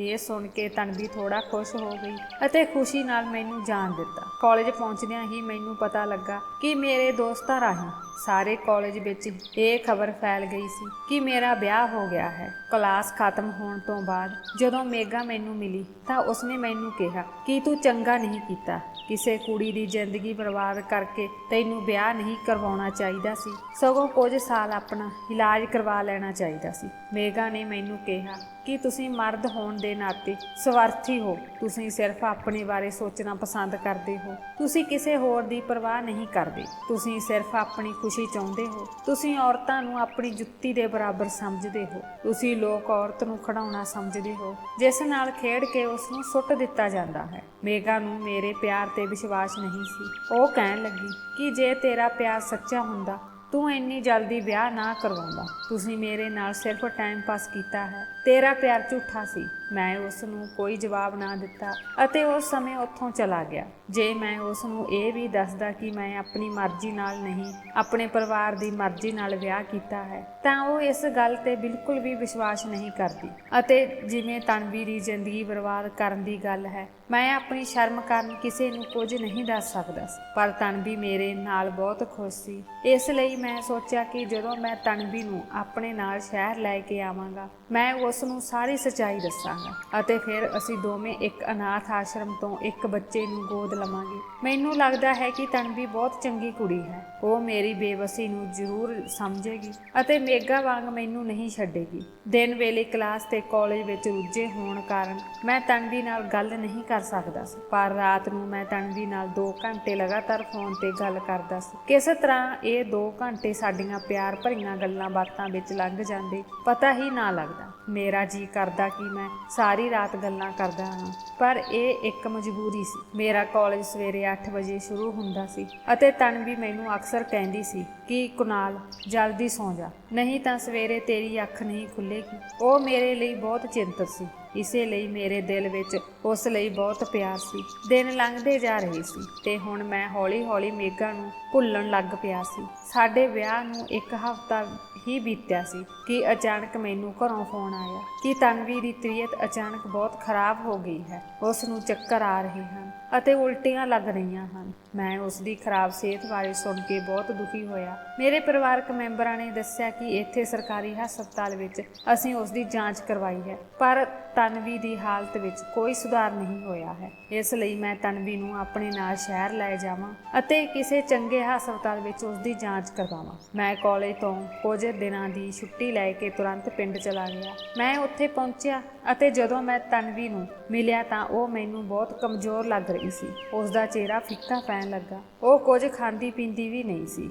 ਉਸ ਨੇ ਦੱਸਿਆ ਕਿ ਜਦੋਂ ਵੀ ਮੈਂ ਕੁਝ ਖਾਂਦੀ ਹਾਂ ਤਾਂ ਮੈਨੂੰ ਚੱਕਰ ਆਉਣ ਲੱਗਦੇ ਹਨ ਅਤੇ ਉਲਟੀ ਆਉਂਦੀ ਹੈ। ਮੇਰੀ ਨਵੀਂ ਪਤਨੀ ਨੂੰ ਇਸ ਹਾਲਤ ਵਿੱਚ ਦੇਖ ਕੇ ਮੇਰਾ ਦਿਲ ਬਹੁਤ ਘਬਰਾ ਗਿਆ। ਮੈਂ ਵੀ ਬਹੁਤ ਦੁਖੀ ਸੀ। ਮੈਂ ਆਪਣੇ ਪਿਤਾ ਤੋਂ ਕੁਝ ਪੈਸੇ ਲੈ ਕੇ ਤਨਵੀ ਨੂੰ ਆਪਣੇ ਨਾਲ ਸ਼ਹਿਰ ਲੈ ਆਇਆ, ਕਿਉਂਕਿ ਮੈਂ ਸ਼ਹਿਰ ਦੇ ਇੱਕ ਹੋਸਟਲ ਵਿੱਚ ਰਹਿੰਦਾ ਸੀ ਅਤੇ ਤਨਵੀ ਨੂੰ ਉੱਥੇ ਨਹੀਂ ਲਿਜਾਣਾ ਚਾਹੁੰਦਾ ਸੀ। ਇਸ ਲਈ ਮੈਂ 2 ਦਿਨਾਂ ਲਈ ਹੋਟਲ ਵਿੱਚ ਕਮਰਾ ਬੁੱਕ ਕਰਵਾਇਆ ਸੀ। ਕਮਰੇ ਵਿੱਚ ਰਾਤ ਰੁਕਣ ਤੋਂ ਬਾਅਦ ਸਵੇਰੇ ਹੀ ਨਾਸ਼ਤਾ ਕਰਵਾ ਕੇ ਮੈਂ ਤਨਵੀ ਨੂੰ ਹਸਪਤਾਲ ਲੈ ਗਿਆ, ਜਿੱਥੇ ਡਾਕਟਰ ਨੇ ਉਸ ਦਾ ਚੈੱਕਅਪ ਕੀਤਾ। ਕੁਝ ਜ਼ਰੂਰੀ ਟੈਸਟ ਕਰਵਾਉਣ ਬਾਅਦ ਜਦੋਂ ਰਿਪੋਰਟ ਆਈ ਤਾਂ ਡਾਕਟਰ ਨੇ ਮੈਨੂੰ ਵਧਾਈ ਦਿੱਤੀ ਅਤੇ ਕਿਹਾ, ਵਧਾਈਆਂ, ਤੁਸੀਂ ਪਿਤਾ ਬਣ ਜਾ ਰਹੇ ਹੋ। ਫਿਰ ਇਹ ਖਬਰ ਸੁਣਦੇ ਹੀ ਮੇਰੇ ਸਿਰ ਤੇ ਅਸਮਾਨ ਡਿੱਗ ਗਿਆ ਅਤੇ ਮੈਂ ਹੈਰਾਨ ਰਹਿ ਗਿਆ, ਕਿਉਂਕਿ ਮੈਨੂੰ ਪਤਾ ਸੀ ਕਿ ਮੈਂ ਕਦੇ ਪਿਤਾ ਨਹੀਂ ਬਣ ਸਕਦਾ। ਮੈਂ ਤਨਵੀ ਨੂੰ ਇਹ ਵੀ ਨਹੀਂ ਦੱਸ ਸਕਦਾ ਸੀ ਕਿ ਮੇਰੇ ਵਿੱਚ ਕੀ ਕਮੀ ਸੀ, ਪਰ ਹੁਣ ਮੈਨੂੰ ਤਨਵੀ ਦੇ ਚਰਿੱਤਰ ਤੇ ਸ਼ੱਕ ਹੋਣ ਲੱਗਾ। ਮੈਂ ਉਸ ਨੂੰ ਸਪਸ਼ਟ ਸ਼ਬਦਾਂ ਵਿੱਚ ਕੁਝ ਨਹੀਂ ਕਹਿ ਸਕਦਾ ਸੀ। ਇਸ ਲਈ ਮੈਂ ਡਾਕਟਰ ਤੋਂ ਦਵਾਈਆਂ ਲਿਖਵਾ ਕੇ ਤਨਵੀ ਨੂੰ ਆਪਣੇ ਹੋਟਲ ਦੇ ਕਮਰੇ ਵਿੱਚ ਲੈ ਆਇਆ। ਤਨਵੀ ਇਸ ਗੱਲ ਤੋਂ ਬਹੁਤ ਖੁਸ਼ ਸੀ ਅਤੇ ਬਾਰ-ਬਾਰ ਮੈਨੂੰ ਫੋਨ ਕਰਕੇ ਪਰਿਵਾਰ ਨੂੰ ਇਹ ਖੁਸ਼ਖਬਰੀ ਦੱਸਣ ਲਈ ਕਹਿ ਰਹੀ ਸੀ, ਪਰ ਉਸ ਸਮੇਂ ਮੈਂ ਬਹੁਤ ਚਿੰਤਤ ਸੀ। ਮੇਰਾ ਤਨਵੀ ਨਾਲ ਗੱਲ ਕਰਨ ਦਾ ਵੀ ਮਨ ਨਹੀਂ ਸੀ ਕਰਦਾ। ਉਹ ਮੈਨੂੰ ਬਾਰ-ਬਾਰ ਕਹਿ ਰਹੀ ਸੀ ਕਿ ਮੈਂ ਇਸ ਬੱਚੇ ਤੋਂ ਬਹੁਤ ਖੁਸ਼ ਹਾਂ। ਕਿ ਤੁਹਾਨੂੰ ਆਪਣੇ ਬੱਚੇ ਦੀ ਖੁਸ਼ੀ ਹੈ? ਮੈਂ ਬੇਬਸ ਸੀ। ਮੈਂ ਉਸ ਨੂੰ ਇਹ ਬਹਾਨਾ ਮਾਰ ਦਿੱਤਾ ਕਿ ਮੈਂ ਇਸ ਬੱਚੇ ਤੋਂ ਖੁਸ਼ ਨਹੀਂ ਹਾਂ, ਕਿਉਂਕਿ ਮੈਂ ਹਜੇ ਪੜ੍ਹ ਰਿਹਾ ਹਾਂ ਅਤੇ ਮੈਨੂੰ ਬੱਚਾ ਬਿਲਕੁਲ ਨਹੀਂ ਚਾਹੀਦਾ ਸੀ। ਮੇਰੀ ਇਸ ਗੱਲ ਤੇ ਤਨਵੀ ਨੇ ਕਿਹਾ ਕਿ ਜੇਕਰ ਅਜਿਹਾ ਸੀ ਤਾਂ ਤੁਹਾਨੂੰ ਪਹਿਲਾਂ ਸਾਵਧਾਨ ਰਹਿਣਾ ਚਾਹੀਦਾ ਸੀ, ਪਰ ਹੁਣ ਅਸੀਂ ਭਗਵਾਨ ਦੀ ਮਰਜ਼ੀ ਨਹੀਂ ਬਦਲ ਸਕਦੇ। ਅਤੇ ਫਿਰ ਤਨਵੀ ਨੇ ਮੈਨੂੰ ਸਮਝਾਉਣਾ ਸ਼ੁਰੂ ਕਰ ਦਿੱਤਾ, ਕੋਈ ਗੱਲ ਨਹੀਂ, ਪੜ੍ਹਦੇ ਰਹੋ ਅਤੇ ਸਾਡਾ ਬੱਚਾ ਵੀ ਇਸ ਦੁਨੀਆ ਵਿੱਚ ਆਵੇਗਾ। ਹੁਣ ਮੈਂ ਤਨਵੀ ਨੂੰ ਕੀ ਦੱਸਾਂ ਕਿ ਮੈਂ ਸਾਵਧਾਨੀ ਨਹੀਂ ਵਰਤੀ, ਕਿਉਂਕਿ ਮੈਨੂੰ ਪਤਾ ਸੀ ਕਿ ਮੈਂ ਕਦੇ ਪਿਤਾ ਨਹੀਂ ਬਣ ਸਕਦਾ। 2 ਦਿਨ ਤਨਵੀ ਨੂੰ ਆਪਣੇ ਕੋਲ ਰੱਖਣ ਤੋਂ ਬਾਅਦ ਤੀਸਰੇ ਦਿਨ ਮੈਂ ਤਨਵੀ ਨੂੰ ਪਿੰਡ ਜਾਣ ਵਾਲੀ ਬੱਸ ਵਿੱਚ ਇਕੱਲਿਆਂ ਹੀ ਬਿਠਾ ਦਿੱਤਾ। ਉਹ ਮੇਰੇ ਠੰਡੇ ਰਵੱਈਏ ਤੋਂ ਕਾਫੀ ਪਰੇਸ਼ਾਨ ਸੀ ਅਤੇ ਸੋਚਦੀ ਸੀ ਕਿ ਅਚਾਨਕ ਇਹ ਖਬਰ ਸੁਣ ਕੇ ਮੈਨੂੰ ਕੀ ਹੋ ਗਿਆ ਹੈ। ਉਸਨੇ ਮੈਨੂੰ ਕਈ ਵਾਰ ਕਿਹਾ ਕਿ ਮੈਂ ਇਕੱਲੀ ਪਿੰਡ ਨਹੀਂ ਜਾਵਾਂਗੀ, ਤੁਸੀਂ ਆਪ ਹੀ ਮੈਨੂੰ ਛੱਡ ਆਓ। ਮੈਂ ਕਦੇ ਇਕੱਲੀ ਸ਼ਹਿਰ ਨਹੀਂ ਆਈ, ਨਾ ਹੀ ਮੈਂ ਕਦੇ ਇਸ ਤਰ੍ਹਾਂ ਇਕੱਲੇ ਸਫ਼ਰ ਕੀਤਾ ਹੈ। ਮੈਨੂੰ ਬਹੁਤ ਡਰ ਲੱਗ ਰਿਹਾ ਹੈ। ਇਸ ਹਾਲਤ ਵਿੱਚ ਤੁਹਾਨੂੰ ਮੈਨੂੰ ਬਿਲਕੁਲ ਵੀ ਇਕੱਲਾ ਨਹੀਂ ਛੱਡਣਾ ਚਾਹੀਦਾ, ਪਰ ਮੈਨੂੰ ਨਹੀਂ ਪਤਾ ਕਿ ਤੁਸੀਂ ਮੈਨੂੰ ਇੰਨਾ ਪਰੇਸ਼ਾਨ ਕਿਉਂ ਕਰ ਰਹੇ ਹੋ। ਮੈਂ ਉਸ ਦੀ ਗੱਲ ਦਾ ਕੋਈ ਜਵਾਬ ਦੇਣਾ ਜ਼ਰੂਰੀ ਨਹੀਂ ਸਮਝਿਆ, ਕਿਉਂਕਿ ਮੈਨੂੰ ਲੱਗਦਾ ਸੀ ਤਨਵੀ ਨੇ ਮੇਰੇ ਨਾਲ ਬਹੁਤ ਵੱਡਾ ਧੋਖਾ ਕੀਤਾ ਹੈ। ਮੈਂ ਉਸ ਨੂੰ ਬੱਸ ਵਿੱਚ ਬਿਠਾ ਕੇ ਆਪਣੇ ਹੋਸਟਲ ਚਲਾ ਗਿਆ। ਉੱਥੇ ਬੈਠ ਕੇ ਮੈਂ ਆਪਣੀ ਕਿਸਮਤ ਤੇ ਰੋਣ ਲੱਗ ਪਿਆ। ਮੈਂ ਕਿਸੇ ਨੂੰ ਕਿਵੇਂ ਦੱਸ ਸਕਦਾ ਹਾਂ ਕਿ ਮੇਰੇ ਨਾਲ ਕੀ ਸਮੱਸਿਆ ਹੈ? ਨਾ ਹੀ ਮੈਂ ਤਨਵੀ ਨੂੰ ਦੱਸ ਸਕਦਾ ਹਾਂ ਕਿ ਉਹ ਮੇਰੇ ਨਾਲ ਧੋਖਾ ਕਰ ਰਹੀ ਹੈ। ਮੈਂ ਹੁਣੇ ਹੀ ਫੈਸਲਾ ਕਰ ਲਿਆ ਸੀ ਕਿ ਮੈਂ ਕਦੇ ਪਿੰਡ ਤਨਵੀ ਦੇ ਨੇੜੇ ਨਹੀਂ ਜਾਵਾਂਗਾ। ਕੁਝ ਘੰਟਿਆਂ ਬਾਅਦ ਜਦੋਂ ਤਨਵੀ ਪਿੰਡ ਪਹੁੰਚੀ ਤਾਂ ਮੇਰੇ ਪਿਤਾ ਨੇ ਮੇਰੇ ਨੰਬਰ ਤੇ ਕਾਲ ਕੀਤੀ। ਉਸਨੇ ਮੈਨੂੰ ਬਹੁਤ ਡਾਂਟਣਾ ਸ਼ੁਰੂ ਕਰ ਦਿੱਤਾ ਅਤੇ ਕਿਹਾ ਕਿ ਤੇਰੀ ਹਿੰਮਤ ਕਿਵੇਂ ਹੋਈ ਤਨਵੀ ਨੂੰ ਇਸ ਹਾਲਤ ਵਿੱਚ ਇੱਥੇ ਇਕੱਲੇ ਭੇਜਣ ਦੀ? ਤੁਸੀਂ ਉਸ ਨੂੰ ਇਸ ਹਾਲਤ ਵਿੱਚ ਇਕੱਲੇ ਕਿਵੇਂ ਛੱਡ ਸਕਦੇ ਹੋ? ਤੁਸੀਂ ਬਹੁਤ ਜ਼ਿੰਮੇਵਾਰ ਸੀ, ਤਾਂ ਤੁਸੀਂ ਇੰਨੇ ਗੈਰ ਜ਼ਿੰਮੇਵਾਰ ਕਿਵੇਂ ਹੋ ਸਕਦੇ ਹੋ ਜਦੋਂ ਉਹ ਤੁਹਾਡੀ ਪਤਨੀ ਹੈ, ਤੁਹਾਡੇ ਬੱਚੇ ਨਾਲ ਗਰਭਵਤੀ ਹੈ? ਪਾਪਾ ਨੇ ਮੈਨੂੰ ਕਿਹਾ ਕਿ ਮੈਨੂੰ ਤੁਹਾਡੇ ਤੋਂ ਇਹ ਉਮੀਦ ਬਿਲਕੁਲ ਨਹੀਂ ਸੀ। ਮੈਨੂੰ ਲੱਗਦਾ ਹੈ ਮੇਰੇ ਤੋਂ ਕੋਈ ਵੱਡੀ ਗਲਤੀ ਹੋ ਗਈ ਹੈ। ਤੁਹਾਨੂੰ ਸ਼ਹਿਰ ਭੇਜ ਕੇ ਤੁਸੀਂ ਬਹੁਤ ਗੈਰ ਜ਼ਿੰਮੇਵਾਰ ਹੋ ਗਏ ਹੋ। ਮੈਂ ਚੁੱਪਚਾਪ ਉਹਨਾਂ ਦੀਆਂ ਗੱਲਾਂ ਸੁਣਦਾ ਰਿਹਾ ਤੇ ਫਿਰ ਉਹਨਾਂ ਨੇ ਫੋਨ ਬੰਦ ਕਰ ਦਿੱਤਾ। ਜਿਵੇਂ ਹੀ ਰਾਤ ਹੋ ਗਈ ਮੈਨੂੰ ਤਨਵੀ ਦਾ ਕਾਲ ਆਇਆ ਤਾਂ ਮੈਂ ਰਿਸੀਵ ਨਹੀਂ ਕੀਤਾ ਅਤੇ ਕਾਲ ਡਿਸਕਨੈਕਟ ਕਰਕੇ ਆਪਣਾ ਮੋਬਾਈਲ ਸਵਿਚ ਆਫ ਕਰ ਦਿੱਤਾ। ਇਸ ਤਰ੍ਹਾਂ ਕਈ ਦਿਨ ਬੀਤ ਗਏ ਤੇ ਮੈਂ ਘਰ ਵਿੱਚ ਗੱਲ ਨਹੀਂ ਸੀ ਕਰ ਰਿਹਾ। ਕੁਝ ਦਿਨਾਂ ਬਾਅਦ ਮੈਂ ਆਪਣੇ ਇੱਕ ਦੋਸਤ ਦੇ ਨੰਬਰ ਤੋਂ ਆਪਣੇ ਪਿਤਾ ਨੂੰ ਫੋਨ ਕਰਕੇ ਦੱਸਿਆ ਕਿ ਮੇਰਾ ਮੋਬਾਈਲ ਖਰਾਬ ਹੋ ਗਿਆ ਹੈ, ਇਸ ਲਈ ਮੈਂ ਤੁਹਾਡੇ ਨਾਲ ਗੱਲ ਨਹੀਂ ਕਰ ਸਕਿਆ। ਮੇਰੇ ਬਾਰੇ ਚਿੰਤਾ ਨਾ ਕਰੋ, ਜਦੋਂ ਮੈਂ ਆਪਣਾ ਮੋਬਾਈਲ ਰਿਪੇਅਰ ਕਰਵਾਵਾਂਗਾ ਮੈਂ ਤੁਹਾਡੇ ਨਾਲ ਖੁਦ ਗੱਲ ਕਰਾਂਗਾ। ਫਿਰ ਪਿਤਾ ਜੀ ਢਿੱਲੇ ਹੋ ਗਏ। 2 ਮਹੀਨੇ ਇਸ ਤਰ੍ਹਾਂ ਲੰਘ ਗਏ। ਮੈਂ ਆਪਣੇ ਦੋਸਤ ਦੇ ਨੰਬਰ ਤੋਂ ਪਾਪਾ ਨੂੰ ਫੋਨ ਕਰਦਾ ਰਿਹਾ ਅਤੇ ਉਹਨਾਂ ਦਾ ਹਾਲ ਚਾਲ ਪੁੱਛਦਾ ਰਿਹਾ। ਦੂਜੇ ਪਾਸੇ ਤਨਵੀ ਮੇਰੇ ਨਾਲ ਗੱਲ ਕਰਨ ਲਈ ਬੇਤਾਬ ਸੀ। ਉਸ ਨੇ ਮੇਰੇ ਦੋਸਤ ਦੇ ਉਸੇ ਨੰਬਰ ਤੇ 2-3 ਵਾਰ ਫੋਨ ਕੀਤੇ ਜਿਸ ਤੇ ਮੈਂ ਆਪਣੇ ਪਿਤਾ ਨੂੰ ਫੋਨ ਕਰਦਾ ਸੀ। ਮੈਂ ਆਪਣੇ ਦੋਸਤ ਨੂੰ ਕਿਹਾ ਸੀ ਕਿ ਜਦੋਂ ਵੀ ਤੇਰੀ ਭਾਬੀ ਫੋਨ ਕਰੇ ਤਾਂ ਤੂੰ ਉਸ ਨੂੰ ਕਹਿ ਦੇ ਕਿ ਕੁਨਾਲ ਮੇਰੇ ਨਾਲ ਨਹੀਂ ਹੈ, ਮੈਂ ਬਾਅਦ ਵਿੱਚ ਗੱਲ ਕਰਵਾ ਦਿਆਂਗਾ। ਮੇਰੇ ਦੋਸਤ ਨੇ ਵੀ ਅਜਿਹਾ ਹੀ ਕੀਤਾ, ਪਰ ਉਹ ਹੈਰਾਨ ਸੀ ਕਿ ਮੈਂ ਆਪਣੀ ਪਤਨੀ ਨਾਲ ਅਜਿਹਾ ਕਿਉਂ ਕਰ ਰਿਹਾ ਹਾਂ। ਪਰ ਮੈਂ ਆਪਣੇ ਦੋਸਤ ਨੂੰ ਵੀ ਕੁਝ ਨਹੀਂ ਦੱਸਿਆ। 3 ਮਹੀਨੇ ਬਾਅਦ ਮੈਂ ਘਰ ਦਾ ਗੇੜਾ ਮਾਰਿਆ। ਉਹ ਵੀ ਮੇਰੇ ਪਿਤਾ ਜੀ ਦੇ ਕਈ ਵਾਰ ਜ਼ੋਰ ਪਾਉਣ ਤੇ ਉੱਥੇ ਜਾ ਕੇ ਮੇਰਾ ਤਨਵੀ ਨੂੰ ਮਿਲਣ ਦਾ ਮਨ ਨਹੀਂ ਕੀਤਾ। ਮੈਂ ਸਿਰਫ ਇੱਕ ਰਾਤ ਲਈ ਗਿਆ ਸੀ ਅਤੇ ਅਗਲੇ ਦਿਨ ਵਾਪਸ ਆਉਣਾ ਸੀ। ਉੱਥੇ ਪਹੁੰਚ ਕੇ ਤਨਵੀ ਮੈਨੂੰ ਦੇਖ ਕੇ ਬਹੁਤ ਖੁਸ਼ ਹੋਈ। ਘਰਦਿਆਂ ਨੂੰ ਮਿਲਣ ਤੋਂ ਬਾਅਦ ਜਦੋਂ ਮੈਂ ਆਪਣੇ ਕਮਰੇ ਵਿੱਚ ਗਿਆ ਤਾਂ ਉਹ ਮੈਨੂੰ ਜੱਫੀ ਪਾ ਕੇ ਰੋਣ ਲੱਗ ਪਈ ਅਤੇ ਕਹਿਣ ਲੱਗੀ, ਤੁਹਾਡੇ ਇਸ ਵਤੀਰੇ ਦਾ ਕੋਈ ਕਾਰਨ ਦੱਸੋ। ਮੈਂ ਕਿਹੜਾ ਗੁਨਾਹ ਕੀਤਾ ਹੈ ਜਿਸ ਦੀ ਤੁਸੀਂ ਮੈਨੂੰ ਇੰਨੀ ਵੱਡੀ ਸਜ਼ਾ ਦੇ ਰਹੇ ਹੋ। ਮੈਂ ਉਸ ਨੂੰ ਕਿਹਾ ਕਿ ਮੈਂ ਤੁਹਾਨੂੰ ਫਿਲਹਾਲ ਕੁਝ ਨਹੀਂ ਦੱਸ ਸਕਦਾ, ਇਸ ਲਈ ਤੁਹਾਨੂੰ ਇੰਤਜ਼ਾਰ ਕਰਨਾ ਪਵੇਗਾ। ਇਸ ਵਾਰ ਉਹ ਪਹਿਲਾਂ ਨਾਲੋਂ ਵੀ ਜ਼ਿਆਦਾ ਕਮਜ਼ੋਰ ਅਤੇ ਉਦਾਸ ਨਜ਼ਰ ਆ ਰਹੀ ਸੀ, ਪਰ ਮੈਨੂੰ ਉਸ ਦੀ ਹਾਲਤ ਦਾ ਪਤਾ ਵੀ ਨਹੀਂ ਸੀ ਕਿਉਂਕਿ ਮੇਰੇ ਦਿਲ ਵਿੱਚ ਬਸ ਇੱਕੋ ਗੱਲ ਹੀ ਸੀ ਕਿ ਤਨਵੀ ਨੇ ਮੇਰੇ ਨਾਲ ਬਹੁਤ ਵੱਡਾ ਧੋਖਾ ਕੀਤਾ ਹੈ। ਰਾਤ ਨੂੰ ਜਦੋਂ ਮੈਂ ਤਨਵੀ ਤੋਂ ਅਲੱਗ ਸੋਫੇ ਤੇ ਸੁੱਤਾ ਤਾਂ ਉਹ ਮੈਨੂੰ ਕਹਿਣ ਲੱਗੀ, ਕੁਨਾਲ ਮੈਂ ਮਰ ਜਾਵਾਂਗੀ, ਮੈਂ ਤੇਰੀ ਨਾਰਾਜ਼ਗੀ ਬਰਦਾਸ਼ਤ ਨਹੀਂ ਕਰ ਸਕਦੀ। ਮੈਨੂੰ ਅਜਿਹੀ ਸਜ਼ਾ ਨਾ ਦਿਓ ਜੋ ਮੈਂ ਝੱਲ ਨਾ ਸਕਾਂ। ਮੈਂ ਕਿਹੜਾ ਗੁਨਾਹ ਕੀਤਾ ਹੈ ਜਿਸ ਲਈ ਤੁਸੀਂ ਮੈਨੂੰ ਇੰਨੀ ਵੱਡੀ ਸਜ਼ਾ ਦੇ ਰਹੇ ਹੋ। ਘੱਟੋ ਘੱਟ ਇੱਕ ਵਾਰ ਤਾਂ ਦੱਸੋ ਮੇਰਾ ਕੀ ਕਸੂਰ ਹੈ। ਮੈਂ ਵਾਅਦਾ ਕਰਦੀ ਹਾਂ ਜੇ ਮੇਰਾ ਕੋਈ ਕਸੂਰ ਹੈ ਤਾਂ ਮੈਂ ਆਪਣੇ ਆਪ ਤੇਰੇ ਤੋਂ ਦੂਰ ਹੋ ਜਾਵਾਂਗੀ, ਪਰ ਮੈਂ ਤੇਰਾ ਇਹ ਵਤੀਰਾ ਬਿਲਕੁਲ ਵੀ ਬਰਦਾਸ਼ਤ ਨਹੀਂ ਕਰ ਸਕਦੀ। ਮੈਂ ਚੁੱਪਚਾਪ ਉਸ ਦੀਆਂ ਗੱਲਾਂ ਸੁਣਦਾ ਰਿਹਾ ਤੇ ਮੂੰਹ ਦੂਜੇ ਪਾਸੇ ਕਰਕੇ ਸੌਂ ਗਿਆ। ਅਗਲੀ ਸਵੇਰ ਜਦੋਂ ਮੈਂ ਅੱਖ ਖੋਲੀ ਤਾਂ ਤਨਵੀ ਉਸੇ ਥਾਂ ਤੇ ਸੋਫੇ ਦੇ ਕੋਲ ਫਰਸ਼ ਤੇ ਬੈਠੀ ਸੀ ਅਤੇ ਉਸਦੇ ਚਿਹਰੇ ਤੇ ਅਥਰੂਆਂ ਦੇ ਨਿਸ਼ਾਨ ਅਜੇ ਵੀ ਦਿਖਾਈ ਦੇ ਰਹੇ ਸਨ। ਇੰਜ ਲੱਗਦਾ ਸੀ ਜਿਵੇਂ ਉਹ ਹੁਣੇ ਹੀ ਸੋਈ ਹੋਵੇ ਅਤੇ ਸਾਰੀ ਰਾਤ ਰੋਂਦੀ ਰਹੀ ਹੋਵੇ। ਮੈਂ ਉਸ ਨੂੰ ਉਸੇ ਥਾਂ ਤੇ ਛੱਡ ਦਿੱਤਾ ਅਤੇ ਕਮਰੇ ਤੋਂ ਬਾਹਰ ਆ ਗਿਆ ਜਿੱਥੇ ਮੇਰੀ ਮਾਂ ਨਾਸ਼ਤਾ ਬਣਾ ਰਹੀ ਸੀ। ਮੈਂ ਨਾਸ਼ਤਾ ਕੀਤਾ ਅਤੇ ਮੰਮੀ ਅਤੇ ਡੈਡੀ ਨੂੰ ਅਲਵਿਦਾ ਕਹਿ ਕੇ ਸ਼ਹਿਰ ਲਈ ਰਵਾਨਾ ਹੋ ਗਿਆ। ਜਿਵੇਂ ਹੀ ਮੈਂ ਸ਼ਹਿਰ ਪਹੁੰਚਿਆ ਮੈਂ ਆਪਣੇ ਪਿਤਾ ਨੂੰ ਫੋਨ ਕੀਤਾ ਅਤੇ ਕਿਹਾ ਕਿ ਮੈਂ ਪਹੁੰਚ ਗਿਆ ਹਾਂ, ਚਿੰਤਾ ਨਾ ਕਰੋ, ਕਿਉਂਕਿ ਪਿਤਾ ਜੀ ਅਕਸਰ ਉਸ ਸਮੇਂ ਚਿੰਤਾ ਕਰਦੇ ਰਹਿੰਦੇ ਸਨ ਜਦੋਂ ਮੈਂ ਸਫ਼ਰ ਕਰਦਾ ਸੀ। ਮੈਂ ਪਿਤਾ ਜੀ ਨਾਲ ਕਾਲ ਤੇ ਗੱਲ ਕਰ ਰਿਹਾ ਸੀ ਜਦੋਂ ਤਨਵੀ ਨੇ ਪਿਤਾ ਤੋਂ ਫੋਨ ਲੈ ਕੇ ਮੈਨੂੰ ਪੁੱਛਿਆ ਕਿ ਤੁਸੀਂ ਮੈਨੂੰ ਦੱਸੇ ਬਿਨਾਂ ਕਿਉਂ ਚਲੇ ਗਏ। ਉਸ ਦੀ ਆਵਾਜ਼ ਵਿੱਚ ਦਰਦ ਸੀ। ਇੰਜ ਲੱਗਦਾ ਸੀ ਜਿਵੇਂ ਉਹ ਆਪਣੇ ਹੰਝੂਆਂ ਨੂੰ ਰੋਕਣ ਦੀ ਕੋਸ਼ਿਸ਼ ਕਰ ਰਹੀ ਹੋਵੇ। ਮੈਂ ਤਨਵੀ ਨਾਲ ਕੋਈ ਗੱਲ ਨਹੀਂ ਕਰਨਾ ਚਾਹੁੰਦਾ ਸੀ। ਮੈਂ ਉਸ ਦੀ ਗੱਲ ਦਾ ਜਵਾਬ ਨਹੀਂ ਦਿੱਤਾ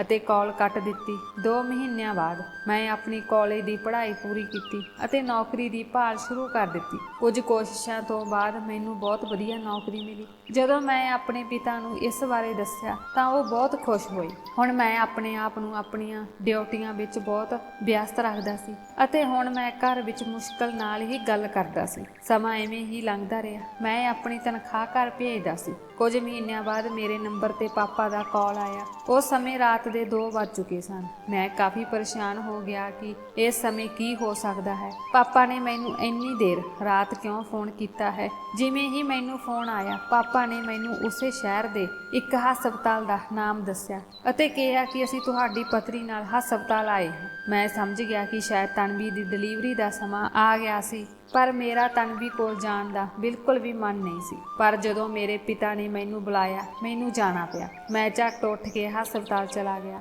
ਉੱਥੇ ਪਹੁੰਚ ਕੇ ਜਦੋਂ ਮੈਂ ਤਨਵੀ ਵੱਲ ਦੇਖਿਆ ਤਾਂ ਉਸ ਦੀਆਂ ਅੱਖਾਂ ਵਿੱਚ ਹੰਝੂ ਸਨ। ਉਹ ਉਦਾਸ ਨਜ਼ਰਾਂ ਨਾਲ ਮੇਰੇ ਵੱਲ ਦੇਖ ਰਹੀ ਸੀ। ਉਹ ਬਹੁਤ ਦਰਦ ਵਿੱਚ ਸੀ। ਉਸ ਦਾ ਦੁੱਖ ਦੇਖ ਕੇ ਮੇਰਾ ਦਿਲ ਵੀ ਦੁਖੀ ਹੋ ਗਿਆ। ਕੁਝ ਸਮੇਂ ਬਾਅਦ ਡਾਕਟਰ ਉਸ ਨੂੰ ਲੇਬਰ ਰੂਮ ਵਿੱਚ ਲੈ ਗਿਆ। ਕਰੀਬ 1 ਘੰਟੇ ਬਾਅਦ ਡਾਕਟਰ ਪਿਤਾ ਜੀ ਕੋਲ ਆਇਆ ਅਤੇ ਪੁੱਛਿਆ ਕਿ ਲੜਕੀ ਦਾ ਪਤੀ ਕੌਣ ਹੈ। ਜਦੋਂ ਮੇਰੇ ਪਤੀ ਨੇ ਡਾਕਟਰ ਨੂੰ ਮੇਰੇ ਬਾਰੇ ਦੱਸਿਆ ਤਾਂ ਉਹਨਾਂ ਨੇ ਮੈਨੂੰ ਵਧਾਈ ਦਿੱਤੀ ਅਤੇ ਇੱਕ ਛੋਟੇ ਬੱਚੇ ਨੂੰ ਮੇਰੇ ਹੱਥ ਵਿੱਚ ਫੜਾ ਦਿੱਤਾ। ਜਦੋਂ ਮੈਂ ਬੱਚੇ ਵੱਲ ਦੇਖਿਆ ਤਾਂ ਉਹ ਬਹੁਤ ਮਾਸੂਮ ਅਤੇ ਪਿਆਰਾ ਸੀ। ਉਸ ਦੀਆਂ ਅੱਖਾਂ ਖੁੱਲੀਆਂ ਸਨ। ਉਹ ਮੇਰੇ ਵੱਲ ਦੇਖ ਰਿਹਾ ਸੀ। ਮੈਨੂੰ ਲੱਗਾ ਜਿਵੇਂ ਉਹ ਮੈਨੂੰ ਪੁੱਛ ਰਿਹਾ ਹੋਵੇ ਕਿ ਪਾਪਾ ਮੇਰੇ ਨਾਲ ਕਿਉਂ ਨਾਰਾਜ਼ ਹੋ, ਤੁਸੀਂ ਮੇਰੇ ਨਾਲ ਗੱਲ ਕਿਉਂ ਨਹੀਂ ਕਰਦੇ, ਤੁਸੀਂ ਮੇਰੇ ਆਉਣ ਤੇ ਖੁਸ਼ ਕਿਉਂ ਨਹੀਂ ਹੁੰਦੇ, ਤੁਸੀਂ ਮੇਰੀ ਮਾਂ ਨੂੰ ਵੀ ਮੇਰੇ ਕਾਰਨ ਸਜ਼ਾ ਦਿੱਤੀ ਹੈ। ਬੱਚੇ ਨੂੰ ਦੇਖ ਕੇ ਮੇਰੀਆਂ ਅੱਖਾਂ 'ਚੋਂ ਹੰਝੂ ਵਹਿਣ ਲੱਗ ਪਏ। ਮੇਰੀ ਮਾਂ ਨੇ ਉਸੇ ਸਮੇਂ ਆ ਕੇ ਮੇਰੇ ਗੱਲਾਂ ਤੋਂ ਹੰਝੂ ਪੂੰਝ ਕੇ ਕਿਹਾ, ਪੁੱਤਰ ਜਦੋਂ ਤੂੰ ਪੈਦਾ ਹੋਇਆ ਸੀ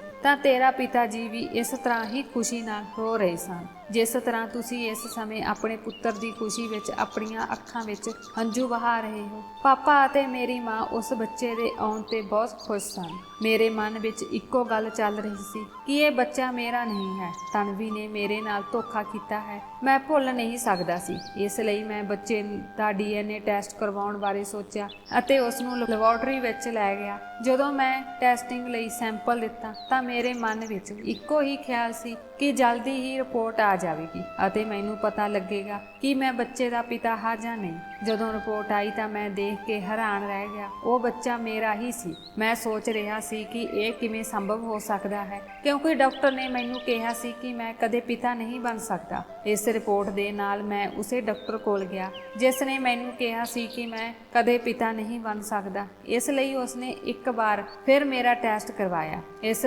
ਵਾਰ ਮੇਰੀਆਂ ਰਿਪੋਰਟਾਂ ਪੂਰੀਆਂ ਤਰ੍ਹਾਂ ਨਾਰਮਲ ਸਨ। ਡਾਕਟਰ ਨੇ ਮੇਰੇ ਤੋਂ ਮਾਫੀ ਮੰਗੀ ਅਤੇ ਕਿਹਾ ਕਿ ਹੋ ਸਕਦਾ ਹੈ ਕਿ ਸਾਡੇ ਲੈਬੋਰੇਟਰੀ ਵਿੱਚ ਟੈਸਟ ਦੀ ਰਿਪੋਰਟ ਕਿਸੇ ਹੋਰ ਦੇ ਨਾਲ ਬਦਲ ਗਈ ਹੋਵੇ। ਇਸੇ ਕਰਕੇ ਸਾਨੂੰ ਕੁਝ ਗਲਤਫਹਿਮੀ ਹੋ ਗਈ ਸੀ। ਕਿਰਪਾ ਕਰਕੇ ਸਾਨੂੰ ਮਾਫ ਕਰੋ। ਡਾਕਟਰ ਦੇ ਚਿਹਰੇ ਤੇ ਹਾਵ ਭਾਵ ਦੇਖ ਕੇ ਮੈਂ ਸਮਝ ਗਿਆ ਕਿ ਡਾਕਟਰ ਝੂਠ ਬੋਲ ਰਿਹਾ ਹੈ। ਜਦੋਂ ਮੈਂ ਉਸ ਦੇ ਦਬਾਅ ਪਾਇਆ ਕਿ ਮੈਂ ਤੁਹਾਡੀ ਪੁਲਿਸ ਕੋਲ ਰਿਪੋਰਟ ਕਰਾਂਗਾ ਅਤੇ ਤੁਹਾਨੂੰ ਜੇਲ੍ਹ ਭੇਜਾਂਗਾ ਤਾਂ ਡਾਕਟਰ ਡਰ ਗਿਆ ਅਤੇ ਸੱਚਾਈ ਦਾ ਖੁਲਾਸਾ ਕੀਤਾ। ਉਸਨੇ ਕਿਹਾ, ਜਦੋਂ ਅਸੀਂ ਤੁਹਾਡਾ ਟੈਸਟ ਸੈਂਪਲ ਲਿਆ ਤਾਂ ਇੱਕ ਲੜਕੀ ਦਾ ਕਾਲ ਆਇਆ ਅਤੇ ਉਸਨੇ ਸਾਨੂੰ ਇਹ ਗਲਤ ਰਿਪੋਰਟ ਦੇਣ ਲਈ ਕਿਹਾ। ਬਦਲੇ ਵਿੱਚ ਉਸਨੇ ਮੈਨੂੰ ਬਹੁਤ ਸਾਰੇ ਪੈਸੇ ਦੇਣ ਲਈ ਕਿਹਾ। ਮੈਨੂੰ ਉਸੇ ਪਲ ਡਾਕਟਰ ਨੂੰ ਮਾਰਨ ਦਾ ਦਿਲ ਕੀਤਾ ਕਿਉਂਕਿ ਉਸ ਦੀ ਬਦੌਲਤ ਮੈਂ ਆਪਣੀ ਪਤਨੀ ਨਾਲ ਇੰਨਾ ਵੱਡਾ ਅਪਰਾਧ ਕੀਤਾ ਸੀ। ਮੈਂ ਪੂਰੇ 9 ਮਹੀਨੇ ਇਸ ਸਮੱਸਿਆ ਵਿੱਚ ਗੁਜ਼ਾਰੇ ਸਨ। ਇਹ ਤਾਂ ਮੈਂ ਹੀ ਜਾਣ ਸਕਦਾ ਸੀ। ਪਰ ਇਹ ਖੁਸ਼ਖਬਰੀ ਸੁਣ ਕੇ ਮੈਨੂੰ ਉਸ ਡਾਕਟਰ ਤੇ ਤਰਸ ਆਇਆ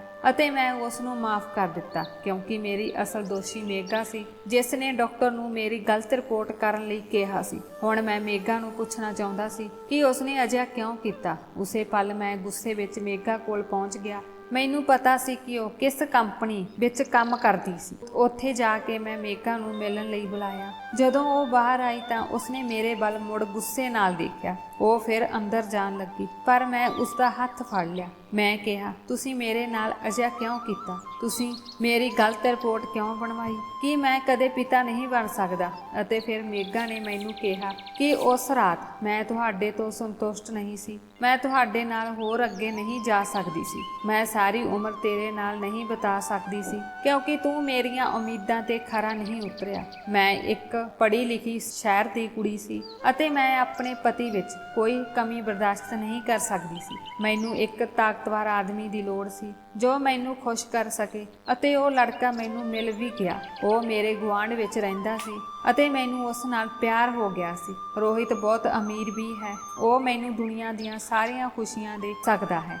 ਇਸੇ ਲਈ ਮੈਂ ਤੁਹਾਡੇ ਤੋਂ ਛੁਟਕਾਰਾ ਪਾ ਲਿਆ। ਡਾਕਟਰ ਨੂੰ ਕਹਿ ਕੇ ਤੁਹਾਡੇ ਵਿੱਚ ਇੱਕ ਵੱਡਾ ਨੁਕਸ ਕੱਢ ਦਿੱਤਾ ਸੀ ਕਿ ਤੁਸੀਂ ਦੁਬਾਰਾ ਮੇਰੇ ਮਗਰ ਨਾ ਆਓ। ਮੈਂ ਸਾਰੀ ਖੇਡ ਸਮਝ ਗਿਆ ਸੀ। ਇਹ ਸਾਰੀ ਖੇਡ ਪੈਸੇ ਦੀ ਸੀ, ਨਾ ਕਿ ਮਰਦਾਨਗੀ ਦੀ। ਮੇਗਾ ਨੂੰ ਪੈਸੇ ਵਾਲਾ ਮੁੰਡਾ ਮਿਲ ਗਿਆ ਸੀ, ਇਸ ਲਈ ਉਹ ਮੈਨੂੰ ਕਿਸੇ ਨਾ ਕਿਸੇ ਬਹਾਨੇ ਛੱਡ ਕੇ ਚਲੀ ਗਈ। ਉਸੇ ਪਲ ਮੈਂ ਤਨਵੀ ਕੋਲ ਗਿਆ ਜੋ ਉਸ ਸਮੇਂ ਬਹੁਤ ਕਮਜ਼ੋਰ ਸੀ। ਉਹ ਹਸਪਤਾਲ ਦੇ ਕਮਰੇ 'ਚ ਬੈੱਡ ਤੇ ਪਈ ਸੀ। ਮੈਂ ਆਪਣੇ ਚਿਹਰੇ ਤੇ ਮੁਸਕਰਾਹਟ ਪਾ ਕੇ ਤਨਵੀ ਨੂੰ ਆਪਣਾ ਬੱਚਾ ਦਿਖਾਇਆ ਅਤੇ ਉਸ ਨੂੰ ਵਧਾਈ ਵੀ ਦਿੱਤੀ। ਮੇਗਾ ਦੇ ਝੂਠ ਫਰੇਬ ਅਤੇ ਆਪਣੀ ਘੱਟ ਅਕਲ ਕਾਰਨ ਮੈਂ ਤਨਵੀ ਤੇ ਸੱਚੇ ਪਿਆਰ ਨੂੰ ਨਹੀਂ ਸਮਝ ਸਕਿਆ। ਉਹ ਮੈਨੂੰ ਦੇਖ ਕੇ ਬਹੁਤ ਖੁਸ਼ ਹੋਈ ਕਿਉਂਕਿ ਉਹ ਇਹਨਾਂ 9 ਮਹੀਨਿਆਂ ਦੌਰਾਨ ਮੇਰੇ ਵਿਹਾਰ ਤੋਂ ਬਹੁਤ ਪਰੇਸ਼ਾਨ ਸੀ। ਮੈਂ ਸਮਝ ਸਕਦਾ ਸੀ ਕਿ ਇਹਨਾਂ 9 ਮਹੀਨਿਆਂ ਦੌਰਾਨ ਉਹ ਕਿੰਨੀ ਮੁਸੀਬਤ ਵਿੱਚੋਂ ਲੰਘੀ ਹੋਵੇਗੀ। ਇਸ ਸਮੇਂ ਪਤੀ ਨੂੰ ਆਪਣੇ ਪਤੀ ਦੇ ਸਹਾਰੇ ਦੀ ਸਭ ਤੋਂ ਵੱਧ ਲੋੜ ਹੁੰਦੀ ਹੈ। ਮੈਂ ਆਪਣੇ ਵਿਵਹਾਰ ਲਈ ਤਨਵੀ ਤੋਂ ਮਾਫੀ ਮੰਗੀ ਅਤੇ ਉਸ ਨੂੰ ਹਸਪਤਾਲ ਤੋਂ ਆਪਣੇ ਘਰ ਲੈ ਆਇਆ ਜੋ ਮੈਂ ਕਿਰਾਏ ਤੇ ਲਿਆ ਸੀ, ਜਿੱਥੇ ਮੈਂ ਤਨਵੀ ਅਤੇ ਮੇਰਾ ਬੱਚਾ ਬਹੁਤ ਖੁਸ਼ਹਾਲ ਜੀਵਨ ਬਤੀਤ ਕਰ ਰਹੇ ਹਾਂ। ਜਦੋਂ ਵੀ ਤਨਵੀ ਮੇਰੇ ਗਲਤ ਵਿਵਹਾਰ ਦਾ ਕਾਰਨ ਜਾਣਨਾ ਚਾਹੁੰਦੀ ਹੈ ਤਾਂ ਮੈਂ ਉਸ ਨੂੰ ਉਸ ਸਮੇਂ ਨੂੰ ਭੁੱਲ ਜਾਣ ਲਈ ਕਹਿ ਦਿੰਦਾ ਹਾਂ। ਸ਼ਾਇਦ ਇਹ ਤੁਹਾਡੀ ਪ੍ਰੀਖਿਆ ਦਾ ਸਮਾਂ ਸੀ ਜੋ ਬੀਤ ਗਿਆ ਹੈ। ਮੈਂ ਤਨਵੀ ਨੂੰ ਬਹੁਤ ਪਿਆਰ ਕਰਦਾ ਹਾਂ, ਉਸ ਦਾ ਇੰਨਾ ਖਿਆਲ ਰੱਖਦਾ ਹਾਂ ਕਿ ਕਈ ਵਾਰ ਤਨਵੀ ਖੁਦ ਮੈਨੂੰ ਕਹਿੰਦੀ ਹੈ ਕਿ ਮੈਨੂੰ ਇੰਨਾ ਪਿਆਰ ਨਾ ਕਰੋ। ਮੈਂ ਇਸ ਪਿਆਰ ਤੋਂ ਡਰਦੀ ਹਾਂ ਕਿ ਕਿਤੇ ਤੁਸੀਂ ਮੇਰੇ ਤੋਂ ਦੂਰ ਹੋ ਜਾਓ ਅਤੇ ਮੈਂ ਤਨਵੀ ਨੂੰ ਆਪਣੀਆਂ ਬਾਹਾਂ ਵਿੱਚ ਲੈ ਕੇ ਭਰੋਸਾ ਦਿਵਾਉਂਦਾ ਹਾਂ ਕਿ ਹੁਣ ਮੈਂ ਤੈਨੂੰ ਛੱਡ ਕੇ ਕਿਤੇ ਨਹੀਂ ਜਾਵਾਂਗਾ। ਤਾਂ ਦੋਸਤੋ, ਅੱਜ ਸਾਡੀ ਇਹ ਕਹਾਣੀ ਸੀ। ਤੁਹਾਨੂੰ ਇਹ ਕਿਵੇਂ ਲੱਗੀ ਕਮੈਂਟ ਬਾਕਸ ਵਿੱਚ ਜ਼ਰੂਰ ਦੱਸੋ। ਜੇ ਕਹਾਣੀ ਚੰਗੀ ਲੱਗੀ ਤਾਂ ਵੀਡੀਓ ਨੂੰ ਲਾਈਕ ਕਰੋ। ਰੋਜ਼ ਨਵੀਂ ਕਹਾਣੀ ਸੁਣਨ ਲਈ ਸਾਡੇ ਚੈਨਲ ਨੂੰ ਸਬਸਕ੍ਰਾਈਬ ਕਰੋ। ਕਹਾਣੀ ਨੂੰ ਅਖੀਰ ਤੱਕ ਸੁਣਨ ਲਈ ਤੁਹਾਡਾ ਬਹੁਤ ਬਹੁਤ ਧੰਨਵਾਦ।